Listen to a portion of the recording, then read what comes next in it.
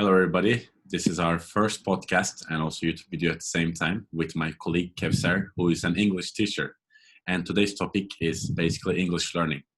And we wanted to interview with Kevser because of the fact that she's very professional in teaching English, especially to kids, but also to adults. She has worked in international environments and she has a lot to say about this topic, also about her own experience in learning English. So first of all, I would like to say hello to Kevser. Kevser, welcome. Thank you very much for joining our Hey, podcast. Fortune. Hey, Fortune. Thanks for having me. It's always a pleasure to chat with you. Yeah, likewise. So I will just say what kind of questions I'm going to ask you, then we can go one by one, okay? But in the beginning, after I just tell the audience about my questions, I will ask you to introduce yourself, all right? So as you know, the questions will range from your story on how did you learn English as a non-native speaker, as an ESL speaker, and how did you create your internal motivation when it came to learning English. Also suggestions for people, like people who cannot travel or people who cannot afford a private course, for example. And then I would like you to speak a bit about the role of technology in language learning and if there are any applications or other sources that you recommend. And as a mother, I would also like to ask you, how do you motivate your child to learn English? I guess that would be pretty useful for parents. And what do you think about learning a third, fourth, fifth language if you're learning any yourself, and what are your recommendations? And the rest we will see depending on the flow. But in the beginning, I would like to ask you, tell us a bit about yourself, Kevser, and also meanwhile you can tell us shortly your story. How did you start learning English? Oh, wow. So I'm Kevser. I'm 32 years old. I am actually a teacher of English for about 12 years now, and I'm actively teaching young learners and teenagers and adults at the same time, all together. So I sometimes prepare them for certain tests, or sometimes just teach them how to use the language for their daily courses. So I've my story is actually really interesting, and I always tell my students this. I come from a family actually who has no relations with any international voyages or journeys. For example, I'm the only person in my family who can speak English, who knows English at all. My story is I've never been such a good student when it comes to English when I was in primary school, because that's in my time English lessons start at 4th grade, and I started them having them in 3rd grade, and I wasn't so good at it. I can't even spell window properly. We were having tests at school and I couldn't spell window, and a friend of mine actually so it's not really a very good or very strong relationship between me and the language. But I always love languages. I always love reading so much. And when I was when I've actually attended to high school, I've actually take a test and actually get a permission to kind of start a particular high school, which is actually very popular with language studies. But I didn't pick them up. I want this school. I was expecting to attend another one, but I wasn't, I couldn't win or I couldn't take that is enough to be able to enroll in that school. But after that, I started that school, and it was and it came nowhere. And I started to learn language a bit properly and effectively. And I always thank my English teacher who actually he actually works that school, because the first time I was I read a passage or anything and everybody laughs at me because I was so bad at reading, because I can't actually spell them correctly. And then my teacher was always like, you're going better, you will be better. Just try to keep on trying to read it and try to focus on it. And I give a writing sheet as a homework, and it's all the places I read, because I've already got spelling mistakes, grammar mistakes. I was like, oh my God, I'm such a hopeless person when it comes to language learning. And my teacher always said, no, you're going better. You will have, your time will come. She always motivated me. And at that point, actually, something really significant happened in my life, which is actually really funny. my father actually enrolled in, can I say the name of it? Because I don't know, it can be advertisement, but Digiturk. And in there were some kind of channels, TV Just for and reference, CNB. we can say what Digiturk is. It's a TV broadcasting. Yeah. It's HBO basically, or Yeah, kind of. And there were like different channels that you can watch the programs in English. And I started to actually watch them. I started to watch BBC News. I started to watch MTV, listening to music and trying to understand it. And it was just, I was just trying to learn, struggling at school, but I wasn't actually giving up. And I actually wanted to learn about their lifestyles, their culture, how they live. I started to wonder about those kind of things, and I had spend a lot of time in front of TV and listen. So I actually kind of, I can't say that I later stages of my life, but it kind of like got into my brain somehow. I don't know how. And I try to learn more words. I try to learn how to speak. I always practice in front of a mirror because I really fancied seeing myself talking at a very proper English with a very fluent accent. And I always practice in front of the mirrors. And at the end of 1 year, actually, it takes 1 year, and I was super. I can understand everything I listen. I can read everything properly, and it was like, wow, what happened to this girl? I actually can't scientifically say this happened to me, but it's kind of happened in a natural flow itself. But of course, with my motivation and my dedication, it was really great. all right.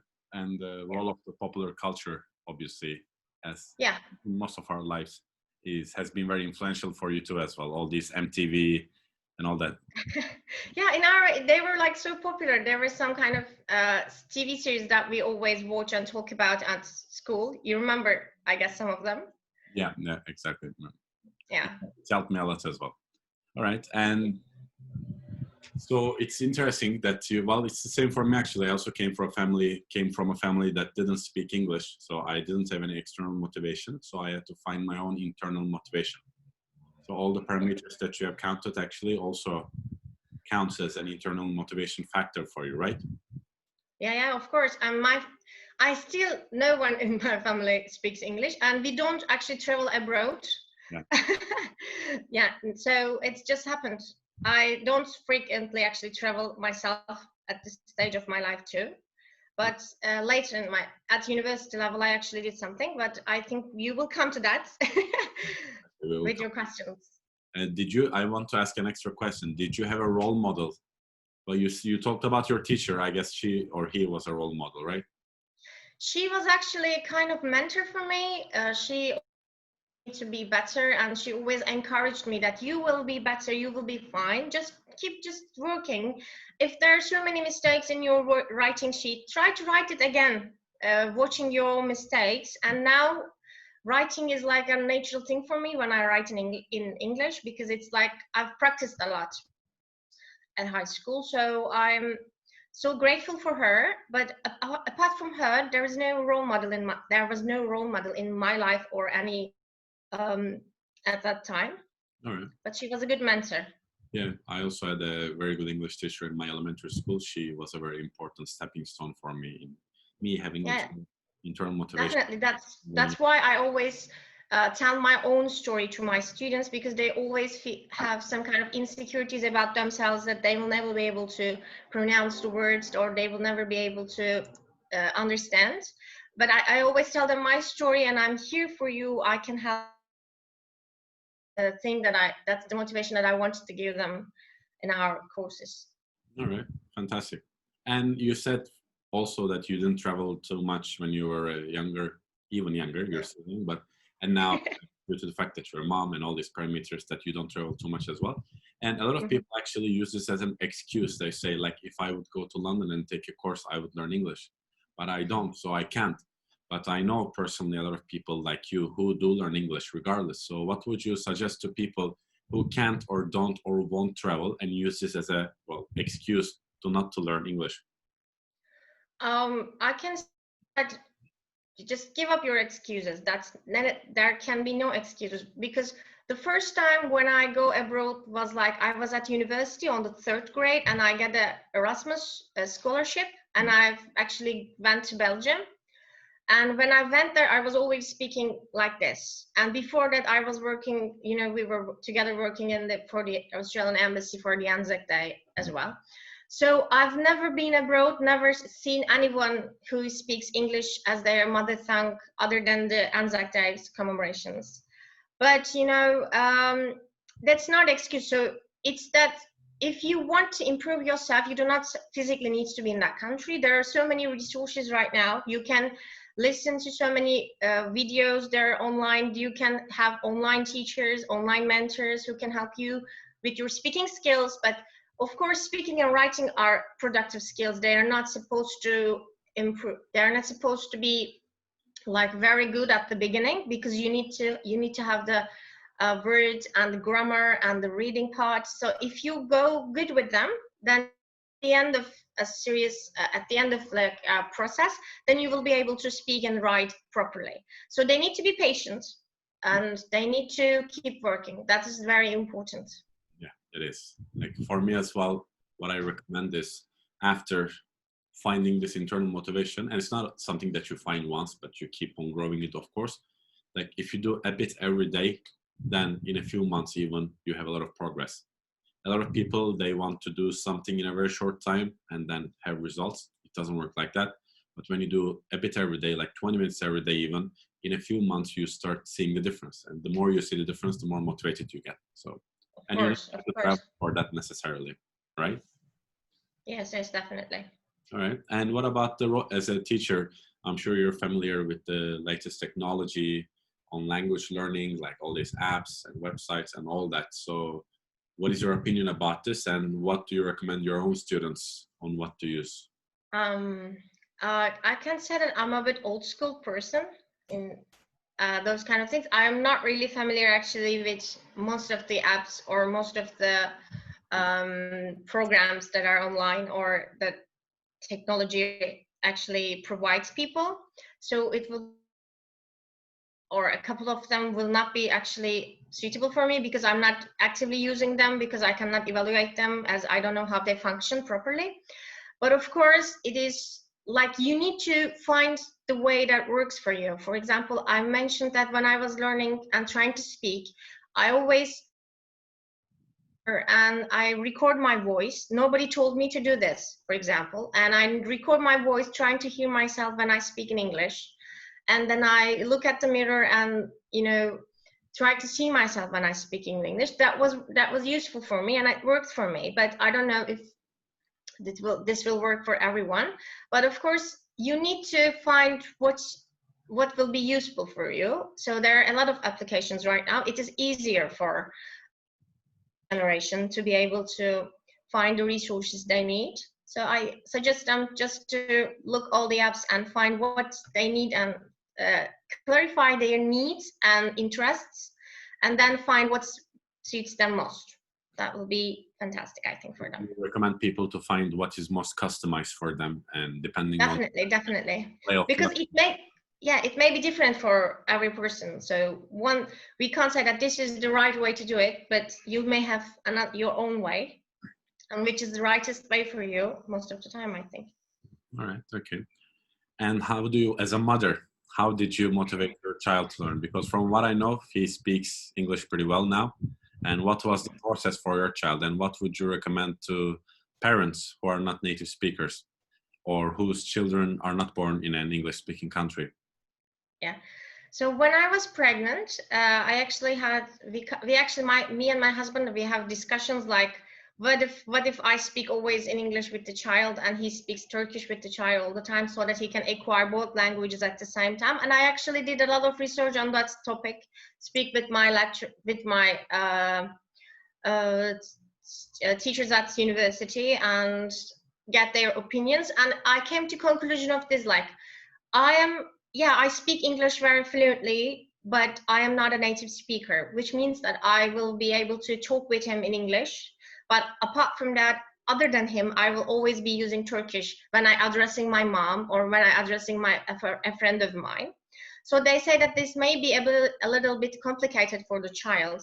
He may get confused in the way, and it's a very delicate situation. I mean, acquiring a language. So I decided that let's not do that, and let's give him the chance to learn Turkish properly first, and then he will eventually learn English. That was our actually decision to follow. But after that, my husband can speak English very well too, and we watch most of the time when we, for example, like we most of the time watch TV in English because we follow those kind of series or programs, whatever. So for that reason, there's English going on in our house, and he actually kind of was in the middle of it most of the time when he was growing. And he started to acquire the language from my experiences, from my students, or from my lessons, or from the conversations that I have with my husband. And then eventually he have kind of a grew some interest that, Mom, I want to speak just like you. And I didn't actually specifically do anything, but English before he goes to bed, and so that he can understand, because he has this kind of visual, when I read them in English, then he visualized that and he tells them to me in the morning, and I had a dream about this, I've seen this happened. So I think that was very kind of helpful for him to make him read or listen. And I actually sometimes give him opportunity. 5, I tried to have some kind of small conversations with him in English. So he's now in a very good state, but I always say there's of course so many things he needs to learn right now, but he is good and he can communicate with pretty much everyone who speaks English in a good way. That's a good point that you made. Like a lot of parents, of course, all parents, like all conscious parents at least, they want their child to speak English because they understand the importance, but they do it in a way where they're not setting an example. Like they don't learn it themselves, and they push their child and they just send them to a school or whatever. And instead of motivating, it's even, well, it's backfiring with a lot of children because I agree.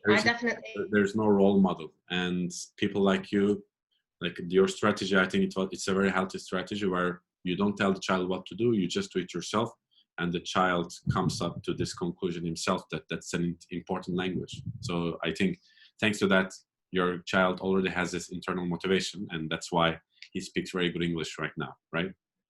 Yeah, I think, yeah, definitely. And it's like a very, sometimes people do not have enough information about a topic, but they do it anyway. I find this very dangerous because you may not know the consequences of the situation. You actually mean to do something good, but something bad may happen at the end of it, or a situation that you do not expect can happen. So it is very important and vital for you. I urge them to search, talk with the experts and get their opinions, but at the end, try to find the best way for your kid, because every kid is different. They all learn differently, but you try and you add some new things to your daily routine. You drop some things that you do not really like, but it is really important for especially youngsters not to push them so hard because it might backfire, as you have mentioned just. And then it is like just doing it with a natural flow, so he actually do not get tired of it or gets like confused about it. But understanding that it is very important, I think, for a child to understand that this is not the only language that has been spoken by everyone. There are different people who lives in different cultures, who has different lifestyles, and it is okay. We need to understand that they are not different, but they have a different lifestyles, cultures. That doesn't mean that they are bad or they are different, but they are just different. So we need to respect them. And it's a really great journey to see and understand their cultures, their lifestyles. I actually find it really interesting and a really, a great way to actually know all the communities, because language is a living thing and it always survives with its community, and they are like very, very, how can I say that? They're like very combined with each other. You cannot separate them. So at the end of the day, so they are like very important for your child to be able to a conscious world citizen, if you know what I mean. I know some parents who do, like, even if they're both Turkish or like both non-native English speakers. I saw a friend of mine doing, the father always speaks English with the kid and the mother always speaks Turkish, because apparently it's not good to mix all the time, so the child doesn't understand what is what. And with this, there's a clear distinction where the father speaks English with the kid, the mother speaks Turkish, and between each other, like, they mix, of course, but the child understands with whom speak what. And even though the baby was like 1.5 years old, she would understand, like, the father says, "Where's your nose?" The child shows. So that's also an interesting strategy.